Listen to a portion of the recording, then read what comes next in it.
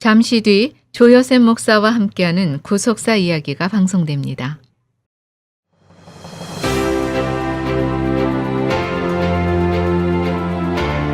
안녕하세요. 매주 주일 아침 8시에서 9시까지 조여셉 목사와 함께하는 구속사 이야기로 여러분을 찾아뵙는 조여셉 목사입니다. 지난 시간에는 헤롯 대왕 이후에 임명자별로 구분한 대제사장의 역사를 우리가 살펴봤고, 오늘 계속해서 헤롯 대왕 이후로 이제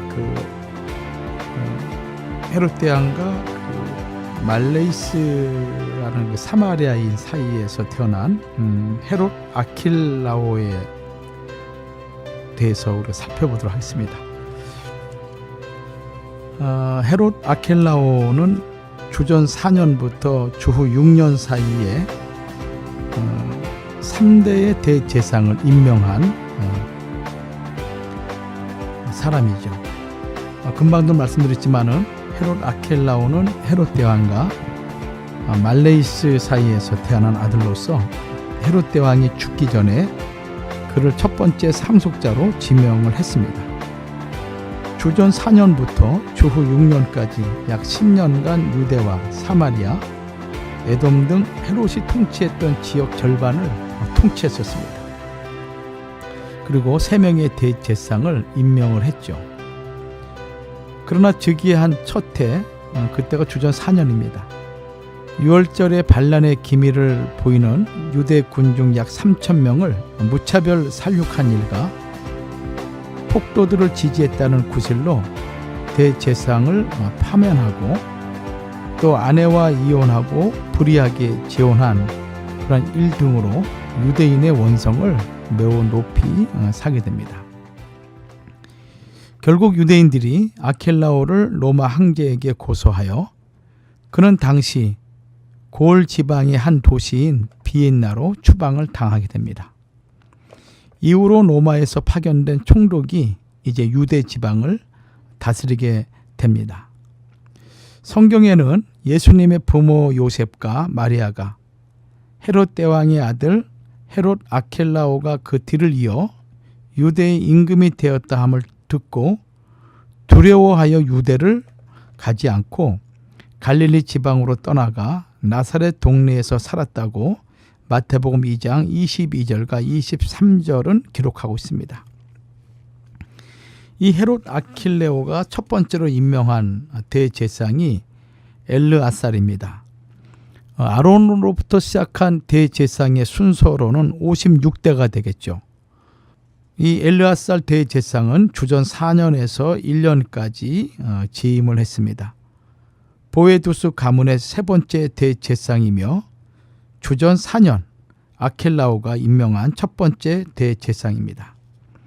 당시 유대인들은 로마 황제 가이사 아구스도에게 사절단을 보내서 자신들의 율법에 따라 살 수 있는 자유를 달라고 청원을 하였습니다. 그 자리에서 헤롯 아킬라오의 부정을 고발을 하였고, 유대를 수리아에 병합시켜 왕권 통치나 그와 유사한 정부 형태가 아닌 로마 파견 총독의 통치를 받게 해달라고 요청을 하게 됩니다.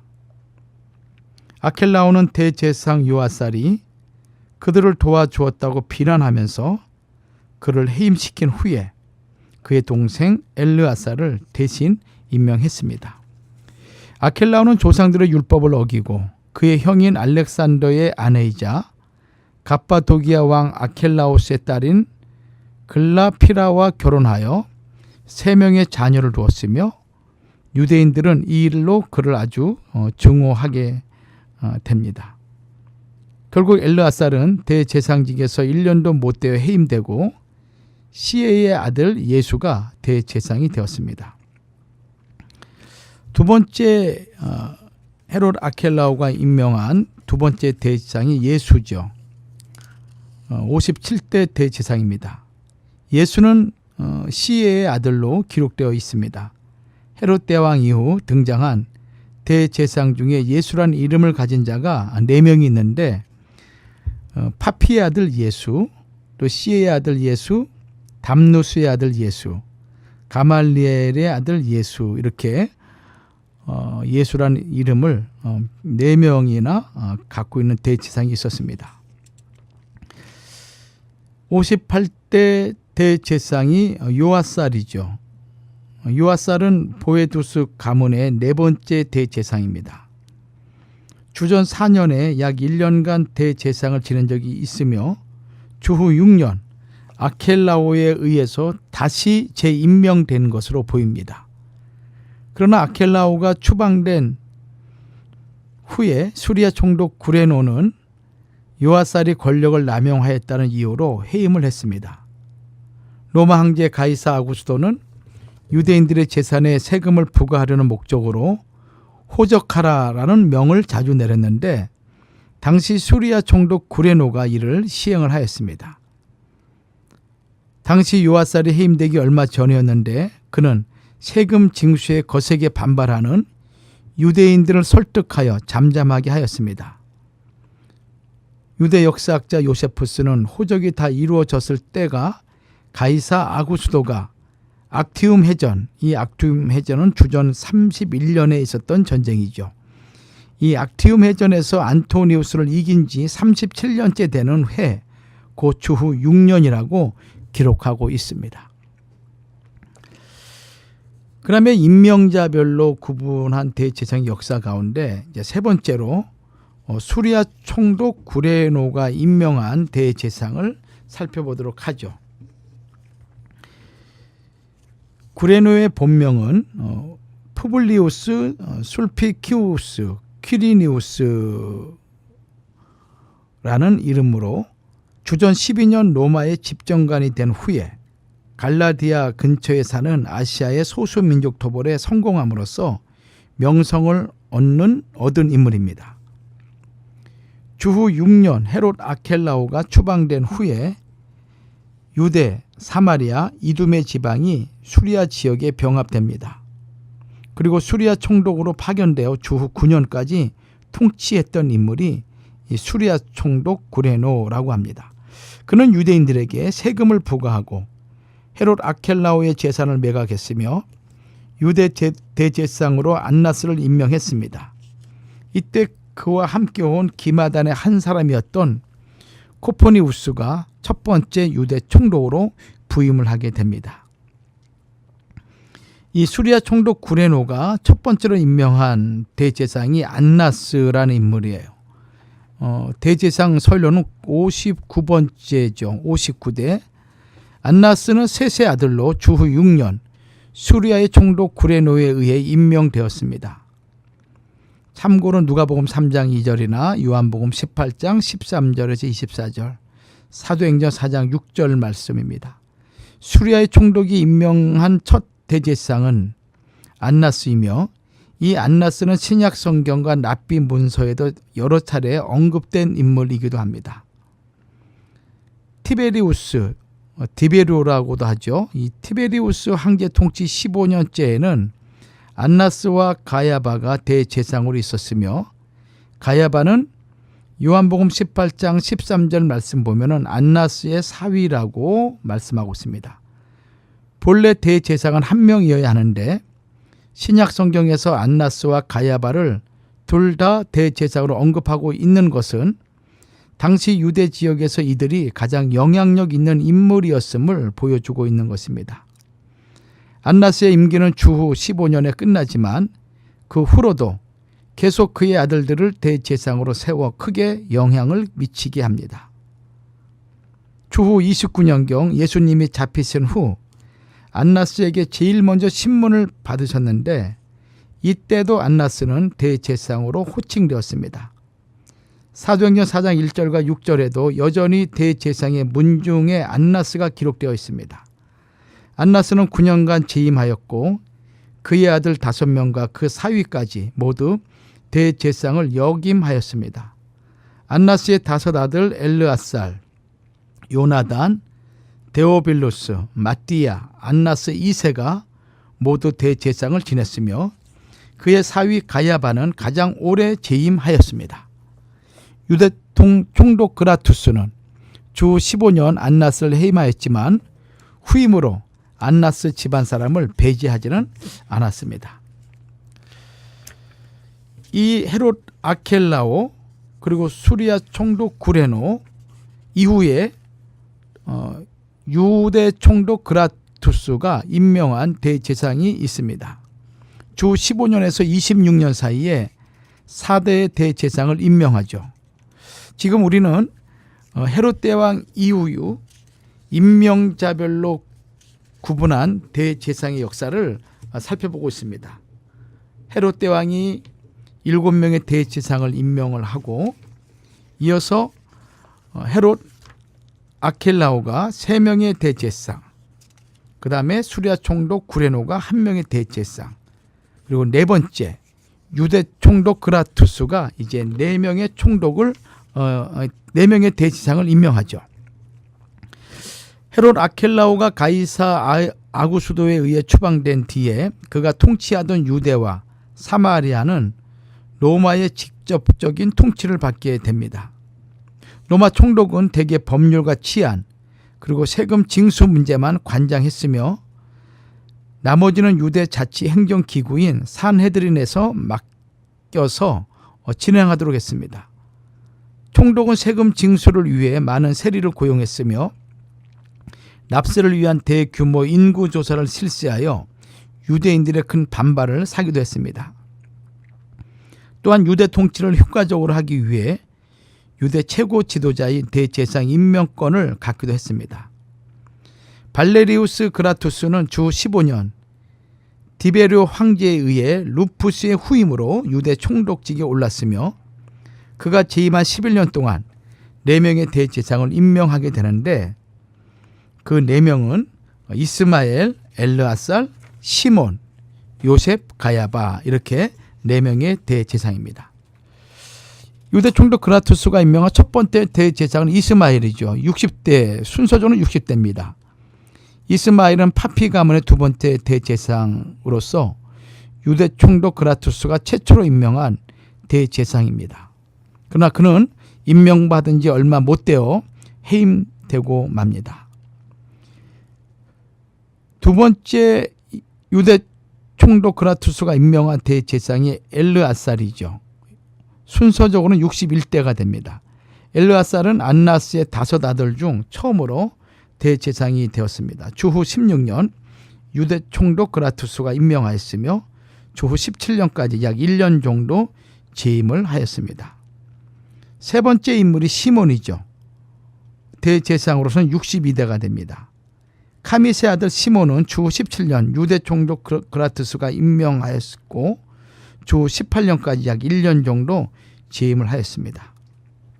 탈무드에 속죄일 전날 밤에 대제사장 시몬이 이방 아랍의 왕에게로 나아가 말씀드렸는데 이때 이방 왕의 침이 그의 예복에 떨어져서 부성케 되므로 그의 형제인 유다가 대신하여 속죄일의 성소에 들어가 직무를 수행하였다라는 기록이 있습니다. 1년에 단 한 번뿐인 속죄일에 가장 중요한 대제사장으로서의 역할을 수행해 보지도 못하고 해임된 인물, 바로 그 인물이 시몬이라는 인물입니다. 네 번째 요셉 가야바죠. 이 안나스의 사위이기도 합니다. 대제사장의 순서적으로는 63대가 됩니다. 요셉 가야바는 안나스의 사위로 안나스 집안의 세 번째 대제사장입니다. 주 18년 본디오 빌라도의 전임 총독 발레리우스 그라투스에 의해 대제사장으로 임명되었으나 수리아의 총독 비텔리우스에 의해서 면직됩니다.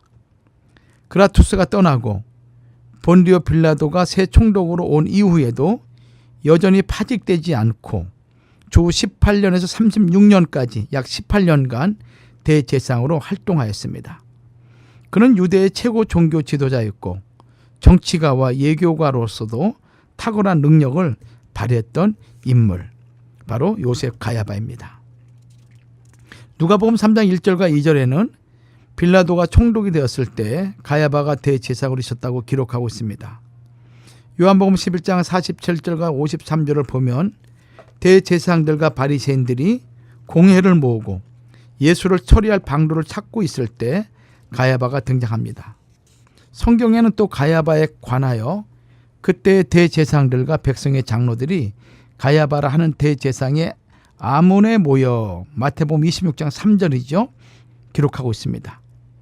또 마태복음 26장 29절에는 대제사장들과 온 공회가 예수를 죽이려고 그를 칠 거짓 증거를 찾으매라고 말씀하고 있는데, 여기 온 공회는 산헤드린을 뜻하며 당시 가야바는 대제사장으로서 산헤드린의 최고 의장이었습니다. 예수 그리스도의 사형 판결은 대제사장의 중심인 산헤드린의 결정에 따른 것이었습니다. 이제 다섯 번째 임명자가 수리아 총독 비텔리우스라는 인물이죠. 이 수리아 총독 비텔리우스는 주 35년에서 39년 사이에 2대의 대제사장을 임명하게 됩니다. 루시우스 비텔리우스, 이 인물은 티베리우스죠. 디베리오 황제에 의해 주 34년 로마 집정관, 주 35년 수리아 총독에 임명되어 주 39년까지 약 4년 재임하면서 2명의 대제사장을 임명하고 해임을 합니다. 그가 임명한 2명의 대제사장 가운데 첫 번째 인물이 요나단이죠. 64대 인물입니다. 요나단은 안나스의 아들로 안나스 가문의 네 번째 대제사장입니다. 수리아의 총독 비텔리우스에 의해서 임명 및 해임된 인물이기도 하죠. 비텔리우스가 유대 예루살렘을 방문했던 시기에 본디오 빌라도 총독은 로마로 돌아가고 마르셀루스가 총독으로 부임을 하였습니다. 이때가 주 36년이었습니다. 그리고 주 36년 기독교인들에 대한 첫 박해와 스데반의 순교 사건이 발생하게 되죠. 스데반은 자기 생명이 다하기까지 예수 그리스도의 복음을 증거한 진정한 순교자였습니다. 여러 명의 적대자들이 지혜와 성령으로 말하는 스데반 하나를 당해내지 못하였습니다. 그 무리들은 거짓 증인을 세우고 스데반을 모함하여 산헤드린 공회에 넘겼습니다. 사람들의 거짓 고소를 들은 산헤드린 공회 의장 대제사장이 스데반에게 사도행전 7장 1절에 이것이 사실이냐라고 묻게 됩니다. 여기 대제사장은 바로 예수님을 죽이는 데 앞장섰던 안나스의 아들 요나단입니다. 스데반은 대제사장과 자신을 고소한 대적자들 앞에서 예수 그리스도의 메시아 되심을 사도행전 7장 2절부터 53절까지 증거를 합니다. 스데반은 그 설교의 결론에서 자기를 고소한 자들을 향하여 목이 곧고 마음과 귀에 할례를 받지 못한 사람들아, 너희가 항상 성령을 거스려 너희 조상과 같이 너희도 하는도다. 너희 조상들은 선지자 중에 누구를 핍박지 아니하였느냐? 의인이 오시라고 예고한 자들을 저희가 죽였고 이제 너희는 그 의인을 잡아준 자요 살인한 자가 되나니 너희가 천사의 전한 율법을 받고도 지키지 아니하였도다라고 사도행전 7장 51절과 53절에 말씀하였습니다. 하나님의 구원 역사에 유대인들의 악행의 절정은 바로 메시아 예수 그리스도를 거부하고 살인한 것입니다. 스데반의 죽음은 폭도들이 대제사장 요나단의 사주를 받아 불법적으로 자행한 일이었습니다. 스데반은 총독이 아닌 산헤드린의 재판을 받았으며 아무 죄도 없었으나 성 밖으로 끌려가 돌에 맞아 처형을 받게 되죠. 후에 비텔리우스가 나바테아의 왕 아레타스와 싸우기 위해 출정하여 예루살렘에 머물 때 요나단을 해임하고 그의 형제 데오빌루스를 임명하게 됩니다. 요나단은 대제사장직에서 파직당한 이후에도 계속해서 상당한 영향력을 가졌습니다. 헤롯 아그리파 1세 때 대제사장 시몬 칸데라스를 해임하고 다시 요나단을 재임명하려 했으나 요나단이 이를 거절했습니다. 두 번째 인물이 데오빌루스죠. 이 데오빌루스는 65대 대제사장입니다. 안나스의 아들이며 안나스 가문의 5번째 대제사장입니다. 잘 알려지지 않은 이 데오빌로스는 그 이름이 그의 손녀딸 여호하나의 납골 땅에 있는 비문에서 발견되었는데, 그 비문에는 대제사장 데오빌로스의 아들 여호하난의 딸 여호하나라고 기록되어 있습니다. 요세푸스의 대제사장 명단의 주 1세기에는 여호하난이란 대제사장이 없었으므로 비문에 기록된 대제사장은 분명히 데오빌로스를 가리키게 됩니다. 수리아의 총독 비텔리우스에 의해서 임명되었으며 주 37년 티베리우스 황제가 죽던 해부터 주 41년 헤롯 아그리빠 1세죠. 1세가 분봉왕이 될 때까지 대제사장으로 활동하였습니다. 헤롯 아그리빠 1세는 주 41년 분봉왕이 된 후에 데오빌로스를 파직하고 시몬 칸데라스를 대제사장으로 임명하게 됩니다. 이제 6번째 임명자가 있었습니다. 헤롯 아그리빠 1세죠. 주 41년부터 43년 사이에 3대 대제사장을 임명한 인물입니다. 헤롯 아그리빠 1세는 헤롯 대왕과 하스몬 왕가의 마리엠네 1세 사이에 태어난 아리스토블루스가 낳은 아들, 즉 헤롯 대왕의 손자이기도 합니다. 그 형제는 아리스토블루스, 헤로디아, 칼키스의 헤롯 등이 있습니다. 그는 칼리굴라 황제와의 두터운 친분으로 주 37년 헤롯 빌립의 영토를 받았고, 주 41년 황제로 즉위한 글라우디아가 유대와 사마리아까지 그에게 하사했기 때문에 그 영토가 헤롯 대왕 당시의 영토에 버금갈 정도로 확장되었습니다. 그 후 3년 동안 아그리빠 1세는 3명의 대제사장을 해임을 하였으며, 그는 또 유대인의 신임을 얻기 위해 세베대의 아들 사도 야고보를 처형하고 사도 베드로를 체포하는 등 기독교를 핍박했던 인물이 바로 헤롯 아그리빠 1세인 것입니다. 주 44년에는 백성에게 신유로 추앙받고 교만이 행하다가 갑작스럽게 충이 먹어 죽었다고 사도행전 12장 21절과 23절은 기록하고 있습니다. 그가 임명한 3명의 대제사장을 잠깐 살펴보면은 시몬 칸데라스죠. 66대 대제사장입니다. 시몬 칸데라스는 헤롯 대왕이 임명한 시몬, 요아스, 엘르아살에 이어 보에두스 가문의 4번째 인물이고 5번째 대제사장입니다. 주 41년 글라우디오가 로마 황제 자리에 오르면서 헤롯 아그리빠 1세에게 유대와 사마리아에 대한 통치권을 부여했을 때, 이때 아그리빠 1세는 데오빌로스를 파직하고 칸데라스를 대제사장으로 임명을 하게 됩니다. 두 번째 인물이 마띠아죠. 67대 대제사장입니다. 마띠아는 안나스의 아들이며 안나스 가문의 6번째 대제사장입니다. 아그리빠 1세에 의해 시몬 칸데라스가 해임된 후 마띠아가 임명되었으며 주 42년부터 43년까지 약 1년 동안 대제사장으로 활동하였습니다. 그리고 세 번째 인물이 엘리오네우스죠. 68대 대제사장입니다. 주 43년 아그리빠 1세가 마띠아를 해임하고 칸데라스의 아들 엘리오네우스를 대제사장으로 임명하였습니다. 주 44년 헤롯 아그리빠 1세가 죽자 그 후 엘리오네우스는 1년 정도 대제사장직을 더 유지하다가 주 45년 칼키스의 헤롯에게 해임을 받게 됩니다. 헤롯 아그리빠 1세 죽음 이후 파견된 유대 총독 쿠스피우스 파두스는 대제사장의 옷을 안토니아 성에 두고 로마 관원들로 하여금 지키게 하였습니다. 이에 유대인 지도자들은 주 45년 로마 황제 글라우디오에게 탄원하여 유대인들이 대제사장의 옷을 관리할 수 있도록 하였던 것입니다. 잠시 후에 다시 계속해서 이 대제사장 마지막 77대까지 살펴보도록 하겠습니다.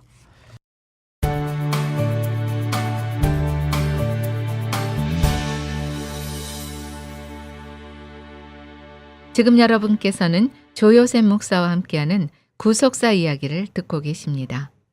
조요셉 목사와 함께하는 구속사 이야기는 매주 일요일 오전 8시 1시간 동안 방송됩니다. 제중한의원이 아로마센터 1층으로 새롭게 단장하며 확장 이전을 하였습니다. 한국에서의 명성 그대로 한약 잘 짓는 현대판 대장금이 진료하는 제중한의원. 각종 통증, 중풍, 비만, 무인과 질환에 특효가 있습니다. LA 유일 금친한의원 제중한의원. 일반 건강보험, 오바마 보험, 교통, 상해보험, 메디케어, HMO도 취급합니다. 윌셔와 세라노 213-263-2803, 213-263-2803 제중한의원. 온 가족이 갈 수 있는 편리하고 편안한 병원 베델 패밀리 메디컬 그룹은 예방접종, 체크업, 의사 방문까지 여러분의 필요에 정성을 다합니다. 메디케어, PPO, HMO 등 많은 보험을 취급하며 한국말, 영어, 간단한 스페니쉬 가능합니다. 베델 패밀리 메디컬 그룹 720 노스하버 블러바드 스윗 B 플러튼에 있습니다. 714-526-2364 714-782-7700 기본에 충실한 신선한 재료만 준비합니다. 윌셔 나고야 스시 멜로즈로 이전 오픈.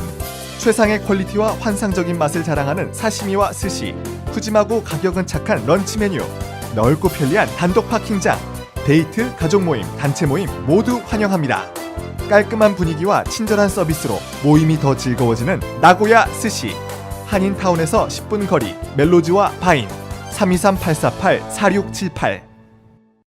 팔라카지노 스파 리조트. 흥미로움과 우아함이 만나는 곳, 새로운 마키바를 소개합니다. 반짝이는 불빛 아래서 색다른 칵테일을 즐겨보세요. 2배로 넓어진 루이레이 스파와 레스토랑에서 라이브 공연도 감상하실 수 있습니다. 유리벽으로 분리된 15,000 스퀘어피트의 금연 카지노 공간도 새롭게 선보이며 금연 호텔 입구 쪽에 마련된 무료 발레 주차 서비스는 편리함을 더해드립니다. 업그레이드된 팔라카지노 스파 리조트는 북부 샌디에고 카운티에 위치해 있습니다. 페차항가 리조트앤카지노가 국민디바 이선희의 단독 콘서트를 8월 11일 최신식 공연장인 페차항가 서밋에서 개최합니다. 제2에게 나 항상 그대를, 추억의 책장을 넘기며 아 옛날이여, 알고 싶어요 등 대한민국 최고의 애창곡들을 전설의 목소리로 직접 감상하세요. 말이 필요 없는 가왕의 무대를 놓치지 않으시려면 지금 바로 티켓을 구매하세요. 페차항가 리조트앤카지노에 오셔서 차원이 다른 엔터테인먼트를 경험해보세요. 자세한 내용은 888-810-8871번으로 지금 전화주세요. 페차항가 리조트앤카지노에서 차원이 다른 플레이를 즐기세요. 150개가 넘는 테이블 게임과 4,000개의 슬롯 머신을 보유한 캘리포니아 최대의 카지노장에서 무한한 가능성이 주는 스릴을 느껴보세요. 다양한 고급 레스토랑에서 식사도 하고 최고의 라이브 음악과 엔터테인먼트도 즐기세요. 럭셔리 스파에서 나만을 위한 시간도 보내고 수상 경력에 빛나는 골프 코스 전이에서 골프도 즐기세요. 페차항가 리조트앤카지노에서 차원이 다른 플레이를 직접 경험해보세요. 맥케이브는 세즌푸드의 유기농 브랜드입니다. 세즌푸드는 캘리포니아의 유기농 곡물 전문 로컬 회사입니다. 세즌푸드는 엘센트로에 있는 유기농 맥케이브 농장에서 건강한 유기농 채소들을 재배해 태양 건조한 건체류를 직접 생산하고 있습니다. 건강한 맥케이브 유기농 곡물을 착한 가격으로 즐기세요. 가까운 로컬 마켓에서 구매하실 수 있습니다. 사랑하는 나의 아가, 네가 태어난 이후 참 많은 것들이 변했단다. 아빠는 오늘도 널 위해 더 열심히 일하고, 엄마는 네가 행복할 수 있는 일이라면 무엇이든 할 수 있는 용감한 사람이 됐어. 그리고 우리 가족의 건강을 최고로 생각하게 됐단다. 환하게 웃는 오늘처럼 늘 건강하고 밝게 자라주기를 바래. 깨끗한 물과 순수한 얼음. 엄마의 마음을 닮은 청호 나이스의 노력은 오늘도 계속됩니다. 가족을 위한 선택. 청호 나이스. 천년 동안 전해 내려오는 수천 년을 이어갈 우리 민족의 자랑스러운 유산 문배술. 문배술의 생명인 문배향이 가득한 묵넘김. 일체의 첨가물이 없는 깨끗함의 절정. 진하게 가슴에 남는 향. 중요 무형문화재 86가구로 지정된 문배술은 우리나라 고유의 문화유산입니다. 한국 대형마켓, 호텔, 유명 식당에서 인기 있는 한국인의 대표 명주 문배술. 이제 미국에도 있습니다. 문배술. 여러분께서는 지금 조요셉 목사와 함께하는 구속사 이야기를 듣고 계십니다.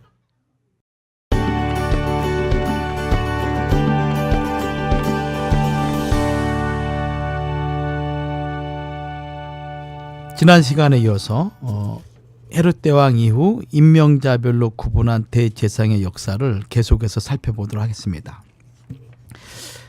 헤롯 대왕 이후에 그 임명자별로 구분한 대제사장의 역사는 매우 많은 인물들이 대제사장을 임명하게 되죠.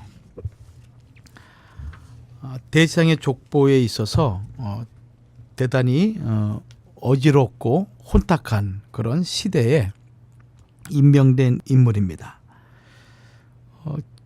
지난 시간 우리가 계속 살펴봤지만은 성전별로 구분한 대제사장의 역사를 통해서 모세의 장막 성전, 솔로몬 성전, 스룹바벨 성전, 헤롯 성전까지 우리가 살펴봤고, 그 이후에 이제 시대별로 구분한 대제사장의 역사를 통해서 프톨레미와 셀루쿠스 지배 시대를 시작으로 해서 유대 독립 시대까지 우리가 살펴봤습니다.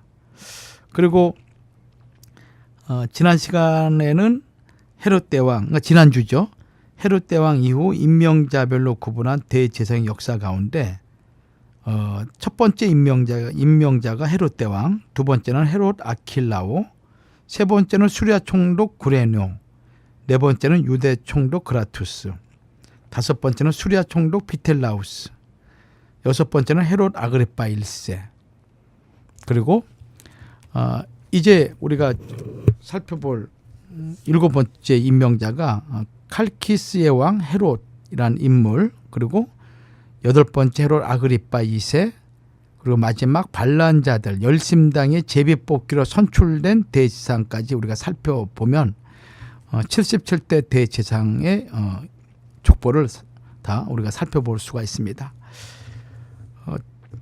이 신구약 중간기로 접어들면서 정치적으로 혼동스러운 시기였지만은 그러나 영적으로 대단히 암흑기였고, 이 영적인 암흑기는 그 시대의 하나님의 대제사장들과 하나님의 거룩한 백성들이 그 역할과 그리고 선민으로서의 사명을 제대로 감당하지 못했던 아주 암흑기였습니다.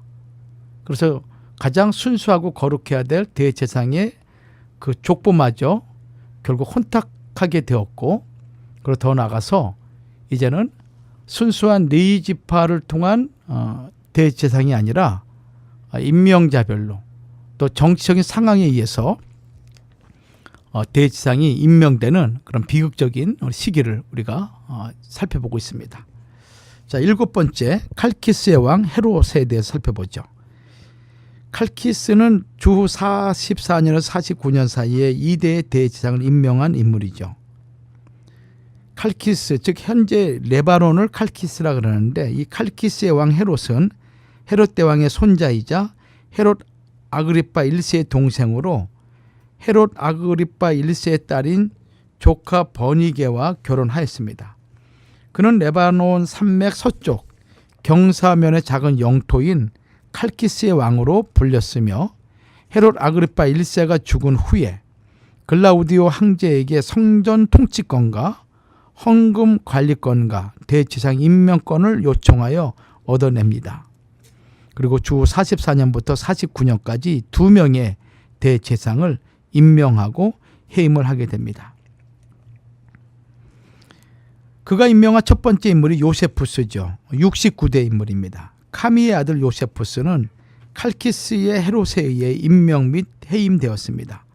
주 49년 글라우디아 통치 8년째에 칼키스의 헤롯이 죽기 바로 직전에 요세푸스를 파직하였으므로 그는 주후 48년까지 대제사장직을 수행한 것으로 보입니다. 그리고 두 번째가 아나니아라는 인물입니다. 70대 대제사장이죠. 주 48년 칼키스의 헤롯은 그가 죽기 직전 카미의 아들 요세푸스의 대제사장직을 박탈하고 그의 후임으로 네네바이우스의 아들 아나니아를 임명하였습니다. 아나니아는 주 59년까지 11년간 대제사장으로 활동하였으며 아그리파 2세에 의해 파직되었습니다. 요세푸스에 의하면은 아나니아는 일반 제사장들로부터 10분의 1세를 받아 개인 재산으로 착복하고 로마 고관들에게는 아낌없이 뇌물을 바치는 등 매우 잔인하고 포악한 인물이었습니다. 심지어 그의 종들까지도 사악하여 제사장에게 돌아가기로 되어 있는 타작 곡식의 10분의 1을 폭력으로 탈취하였고 이에 응하지 않는 자를 마구 구타했으며 이들의 불법한 또 무법한 행실을 누구도 막을 수가 없었습니다. 제사장들조차 그 종들을 따라 악을 행했기 때문에 백성에게 10분의 1을 받아야 살 수 있었던 나이든 제사장들의 일부가 굶어 죽을 정도였습니다. 아나니아는 성경에서 사도 바울의 사역 기간에 등장하는 대제사장입니다. 사도행전 23장 1절과 5절 말씀이나 24장 1절 말씀이죠. 이 아나니아는 대제사장의 권력을 이용하여 사도 바울이 증거하는 복음을 폭력으로 막으려 했습니다. 대제사장 아나니아가 바울의 말을 듣다가 그 입을 치라고 하였을 때 사도 바울은 그에게 회칠한 담이여 하나님이 너를 치시리로다. 내가 나를 율법대로 판단한다고 앉아서 율법을 어기고 나를 치료하느냐라고 책망하였던 인물이죠. 사도행전 24장 3절에 대제사장 아나니아가 데리고 온 더들로라는 변사는 벨릭스 각하여 우리가 당신을 힘입어 태평을 누리고 또 이 민족이 당신의 선견을 인하여 여러 가지 개량된 것을 우리가 여러 모양으로나 어느 곳에서나 감사무지하옵나이다 라고 그를 칭송하였습니다. 이는 총독 벨릭스의 기분을 북돋아서 사도 바울에 대한 참소를 고지 듣게 하려는 간고한 아첨이었습니다. 그 변사는 사도 바울을 가리켜 우리가 보니 이 사람은 연병이라 천하에 퍼진 유대인을 다 소욕케 하는 자요 나사렛 이단의 개수라고 하는 말로 평화를 중시하는 로마 정부를 자극하였습니다. 또 사도 바울이 성전을 더럽게 하려 했다고 고소하여 그에게 사형 언도가 내려지도록 로마의 인준을 받으려 했습니다. 그러나 사도 바울은 무리를 모으거나 소요도 없이 성전에서 결례를 행하고 단지 죽은 자의 부활에 대해 말했을 뿐이라고 자신을 변론했습니다. 벨릭스는 사도 바울이 무지한 것을 알면서도 유대인의 마음을 얻고자 하여 퇴임하기까지 2년 동안 바울을 감금해 두었기도 다시 할게요. 유대인의 마음을 얻고자 하여 퇴임하기까지 2년 동안 바울을 감금해 두었다고 사도행전 24장 27절은 말씀하고 있습니다. 이 아나니아는 대제사장으로서의 경건함이나 자비로움은 전혀 찾아볼 수 없는 그런 인물이었습니다. 잔인하고 술수에 능하고 로마에 빌붙던 자. 주 66년 로마의 전쟁이 시작되자 유대 열심당원이 대제사장 아나니아의 집과 아그리빠 베로니케의 궁전을 불질렀습니다. 대제사장 아나니아와 지도층 사람들은 도망쳤는데 아나니아는 헤롯 대왕의 궁전 뜰에 있는 수로에 숨어 있다가 발각되어 형과 함께 죽임을 당하게 됩니다. 8번째 임명자가 헤롯 아그리빠 2세죠. 헤롯 아그리빠 1세의 아들로서 로마 황제 글라디오 밑에서 양육을 받았던 인물입니다. 부친 아그리빠 1세가 죽었을 때 17세 어린 나이였으므로 유대는 다시 로마 총독이 다스렸습니다.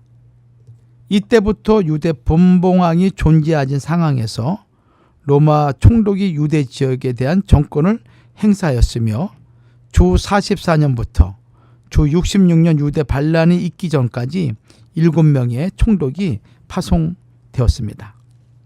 아그리빠 2세는 주 50년경 숙부 헤롯이 통치하던 칼키스의 왕이었습니다. 이때부터 유대 반란이 일어난 주후 66년까지 아그리빠 2세는 대제사장의 임명권을 행사하여 대제사장 6대를 해임을 하기도 했습니다. 아그리빠 2세가 임명한 첫 번째 대제사장이 이스마엘입니다. 71대 대제사장이죠. 이스마엘은 파비 가문에서 등장한 세 번째 대제사장입니다. 이스마엘은 주 59년 아그리빠 2세가 처음으로 임명한 대제사장이었으며 베스도가 유대 총독일 때 대제사장으로 있었습니다. 동일한 가문과 동일한 이름으로 주 15년에서 16년에 대제사장이었던 자가 있었습니다. 당시 예루살렘의 대제사장들과 제사장들을 포함한 지도자들 사이에 일어난 파벌 싸움이 폭력 사태로 번졌습니다. 이로 인해 나라 안은 무정부 상태와 같은 극한 혼란에 빠졌었고 정의와 공의가 완전히 짓밟히고 말았습니다. 극도로 타락한 대제사장들은 타작마당에 노예들을 보내 제사장들이 받아야 할 11조를 중간에서 무자비하게 가로채기도 했던 시기였습니다.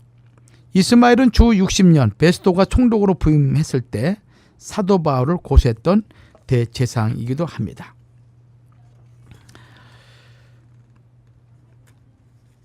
(72대) 대제사장이 요셉 카비죠. 요셉 카비의 아버지 시몬은 시몬 칸데라스라고도 하기도 하지만 카비라는 이름으로 보아 카밋의 아들 시몬일 가능성이 큽니다. 주 61년 아그리파 2세에게 임명받았으며 베스도가 죽고 알비누스가 유대 총독으로 임명된 주후 62년에 해임되었습니다. 세 번째 이 아그리파 2세에 의해서 임명받은 대제사장이 안나스 2세입니다. 순서적으로는 73대 대제사장이죠. 안나스의 아들로 안나스 가문의 마지막 7번째 대제사장입니다.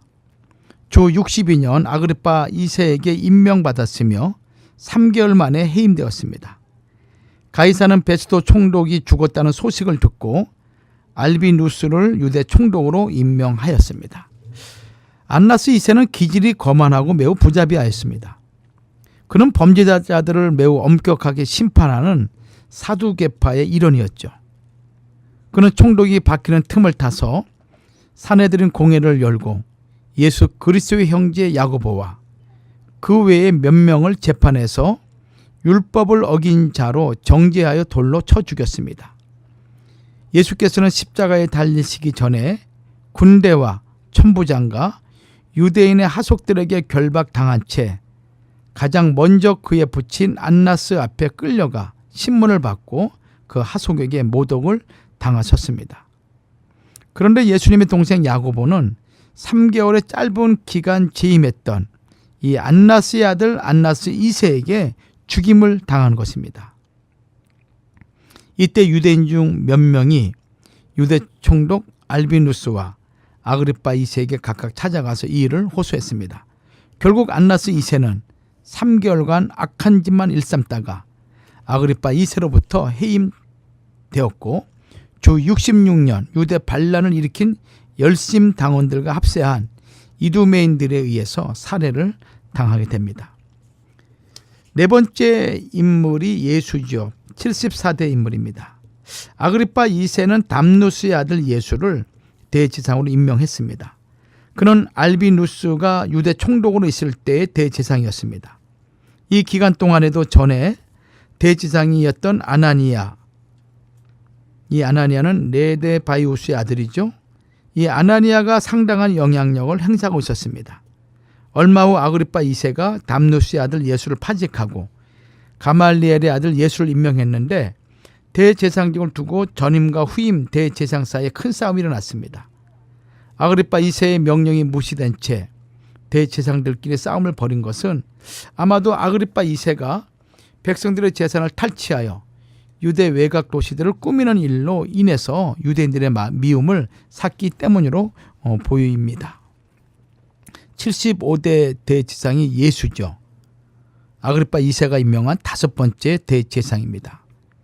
예수는 가말리엘의 아들입니다. 사도행전 5장 34절에서 바리새인 가말리엘은 교법사로 모든 백성에게 존경을 받는 자라고 기록하고 있는데 이 사람과 동일 인물인지는 불확실합니다. 주 63년 아그리파 2세에 의해서 임명되었으며 헤롯 성전이 완성된 지 얼마 안 된 주후 64년 약 1년 만에 파직되었던 인물입니다. 가말리엘의 아들 예수는 대제사장직에서 해임된 후 안나스 2세, 안나스의 아들과 함께 주 66년 열심당이 일으킨 반란 때 이두메인들에게 처참하게 살해되었습니다. 이제 6번째 인물이 마띠아죠. 76대 대제사장입니다.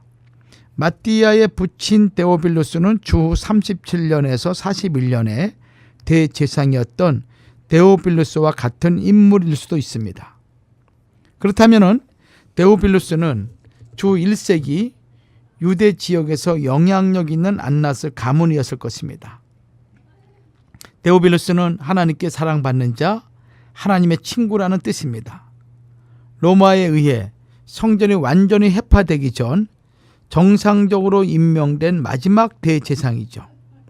아그리파 2세는 예수를 파직하고 데오빌루스의 아들 마띠아를 임명하였으며 마띠아가 대제사장으로 있는 동안 유대와 로마 간의 전쟁이 발발하였습니다. 이제 마지막으로 반란자들, 즉 열심당이죠. 열심당들에 의해서 제비 뽑기로 선출된 마지막 대제사장 한 명, 주 67년이죠. 로마에서 파견된 총독의 통치를 받는 동안에 유대 사회는 반란이 자주 일어났습니다. 이는 대부분 열심당원들에 의해 주도되는 것이었으며 로마 정부의 주요 인사를 죽이려는 자객들도 많이 일어났습니다. 마지막 총독인 플로루스가 예루살렘 성전 창고에서 몇 개의 보물을 훔쳐가자 유대인들은 이를 신성모독으로 여기고 로마의 지배에서 벗어나기 위한 대규모 반란을 일으켰습니다.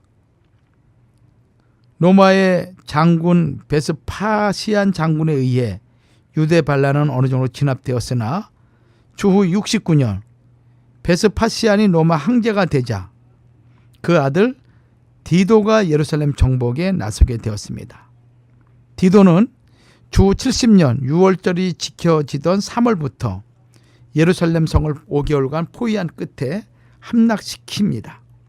이때 요세푸스 기록에 의하면 100만 명이 넘는 유대인이 살해당하고 7만 명이 포로로 잡혀갑니다.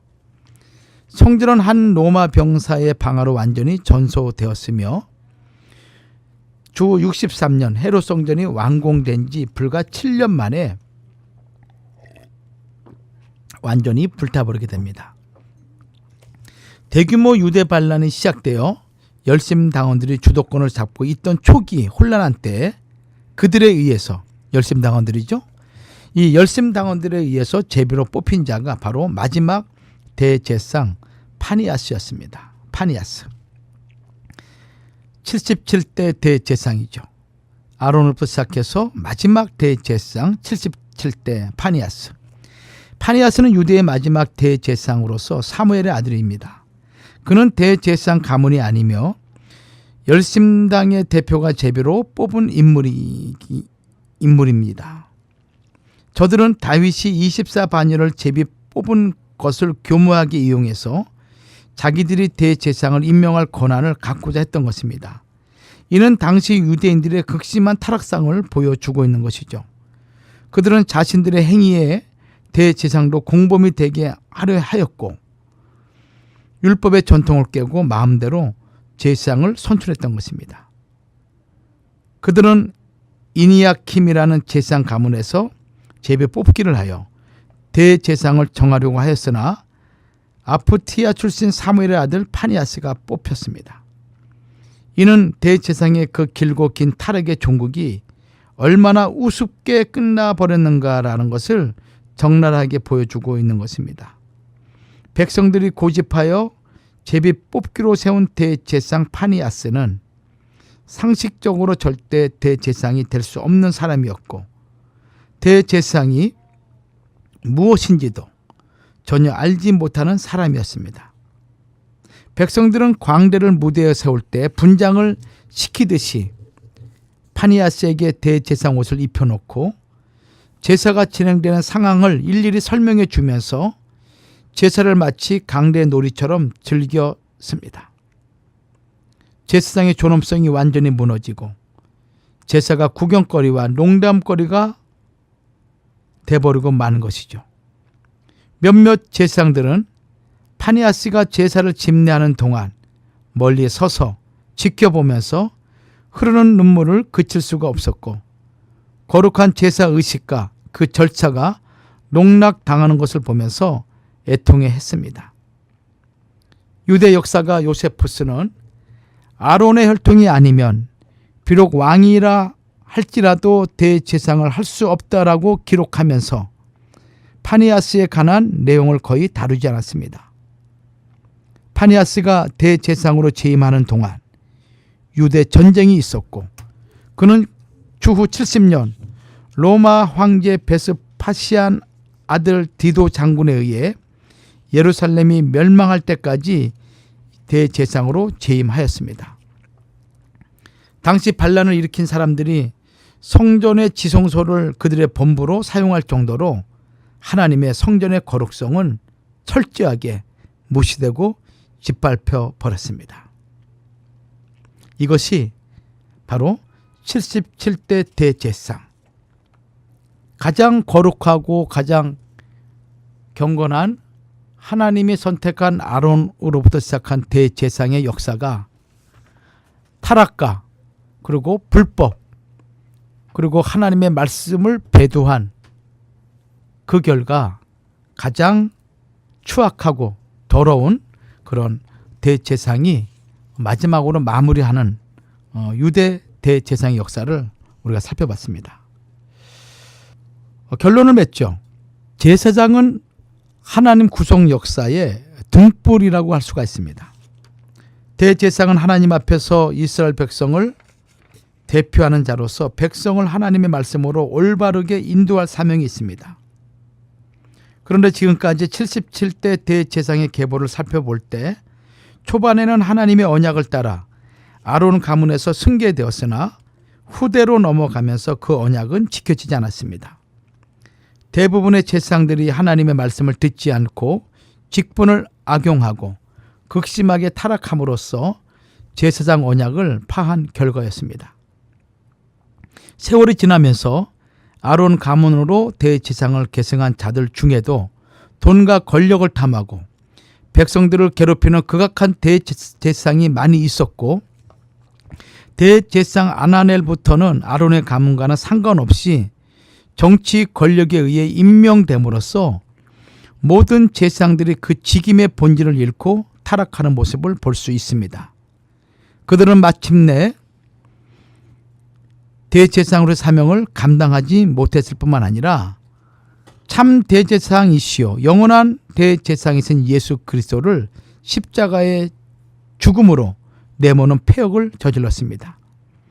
특히 안나스의 집안의 경우 그의 5 아들과 사위 가야바까지 포함하여 7명의 대제사장들이 약 35년이라는 긴 시간 동안 대제사장직을 역임하였습니다.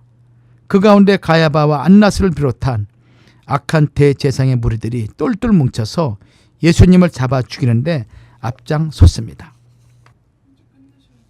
시편 132편 17절에서 내가 거기서 다윗에게 뿔이 나게 할 것이라 내가 내 기름을 부은 자를 위하여 등을 예비하였도다라고 말씀하고 있습니다.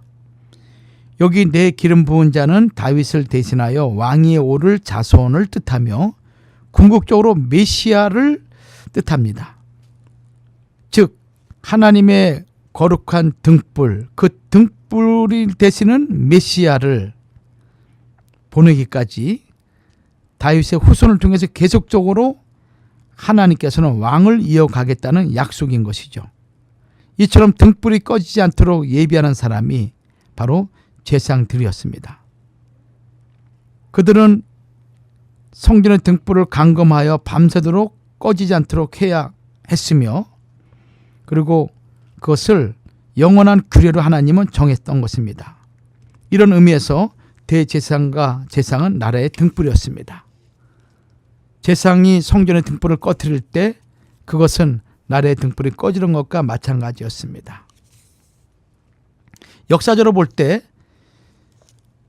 신구약 중간 시대 이후 외세 지배를 받으면서부터 대제사장은 이스라엘을 지배하는 통치자들에 의해서 임명되었습니다. 특히 주전 37년 헤롯 대왕이 임명한 대제사장 아나넬 이후 사독 계열의 대제사장이 끊어지고 하나님의 언약과 전혀 상관없는 자들이 대제사장을 계승하게 됩니다. 하나님께서는 레위 계통의 제사장을 세우시면서 여호와의 부탁을 지키라. 그리하면 사망을 면하리라. 내가 이같이 명령을 받았느니라라고 말씀하셨습니다.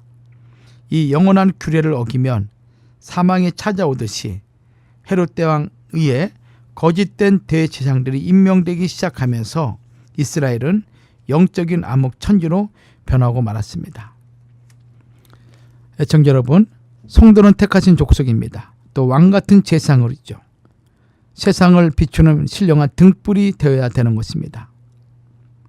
잠언 6장 23절에서 대저 명령은 등불이요 법은 빛이요 훈계의 책망은 곧 생명의 길이라 라고 말씀하고 있습니다. 그러므로 말씀의 등불을 환히 밝히고 있는 왕같은 제사장들이 바로 세상을 살리는 빛의 사명자이십니다. 오늘도 하나님께서 우리 거룩한 예수의 백성들에게, 하나님의 거룩한 자녀들에게 세상의 빛으로서 사명을 감당하도록 요청하고 있습니다.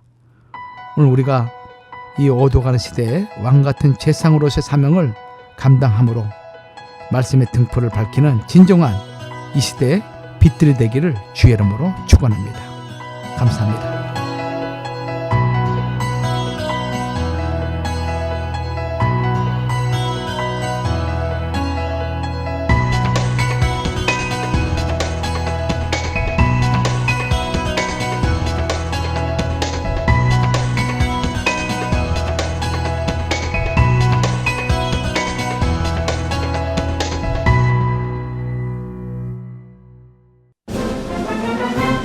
안녕하세요. 정재윤입니다. 제가 여러분께 중요한 정보를 알려드리려고요. 메디케어를 가지신 분들은 서울 메디컬 그룹과 계약된 보험회사에 가입하시면 최고의 혜택을 받으실 수 있습니다. 스캔, 블루크로스, 헬스넷, 유나이티드 헬스케어, 센트럴 헬스, 케어 퍼스트, 블루실드, 이지초이스, 휴마나 보험 중 하나를 선택하시고 서울 메디컬 그룹과 주치의에게 진료를 받으십시오. 위내시경, 대장내시경, 초음파, CT 등 종합검진을 해드리며 이번 시에는 한국인을 위한 최고의 병원 한식이 제공되는 할리우드 장로병원에서 품격 높은 치료를 받으실 수 있습니다. 감사합니다. 한인 최고의 메디컬 그룹 서울 메디컬 그룹 213-480-7770 213-480-7770 한국인을 위한 최고의 병원 한식이 제공되는 할리우드 장로병원에서 품격 높고 편안한 치료를 받으십시오. 지금까지 할리우드 장로병원 협찬으로 전해드렸습니다. 감사합니다. 라스베가스 특선 맛집 제1탄. 라스베가스에 가면 꼭 한번 들러야 하는 곳 삿포로 리볼빙 스시. 환상적인 맛과 고급스럽고 즐거운 분위기의 최첨단 시설의 레스토랑 삿포로 리볼빙 스시로 베가스 여행의 즐거움을 하나 더. 라스베가스 삿포로 리볼빙 스시 702-915-7500. 아주 특별한 아주 즐거운 아주 기분이 좋은 아주 편안한 아주 행복한 아주 추억의 남을 같은 코스 같은 일정이라도 추억은 차이가 납니다. 고객 만족도 1등 아주 투어. 내 인생 최고의 순간 1등 여행 아주 좋은 아주 투어 아주 좋은 213-388-4000 미국에서 비즈니스를 하고 계신가요? 상법 관련 모든 것을 해결해 드립니다. 사업체 설립과 운영을 하면서 생기는 크고 작은 문제들과 놓치기 쉬운 지식재산권까지 그동안 몰라서 간과했던 문제들을 레거시 프로로우의 전문가와 직접 상담하세요. 가족처럼 도와드리는 레거시 프로로우가 여러분의 성공적인 비즈니스 서포터가 되어드립니다. 레거시 프로로우 213-382-8051 213-382-8051. 캐더링도 선택이 중요합니다. 맛으로 캐더링의 차별화를 선언한 낙원 캐더링. 10인 이상 크고 작은 모임과 결혼 피로연, 각종 파티, 정성을 다한 경제적이고 품위 있는 메뉴로 모든 행사에 만족을 드립니다. 음식 맛있기로 유명한 낙원 캐더링. 신선한 맛에 놀라는 직접 담근 김치도 판매 시작.